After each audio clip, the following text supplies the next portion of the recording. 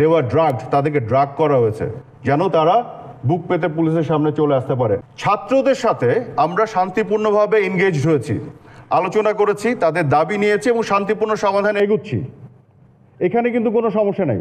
কিন্তু এই যে তৃতীয় পক্ষ সন্ত্রাসী জামাত শিবির জঙ্গি, তারা যে জ্বালাও পোড়াও করছে, তাদেরকে দমনের জন্য আমাদেরকে শক্ত হতে হচ্ছে।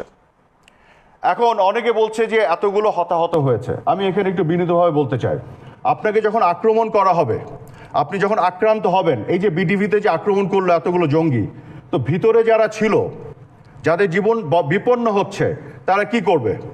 তারা কি আক্রান্ত হয়ে মার খেয়ে মরে যাবে, নাকি তারা ফাইট ব্যাক করবে?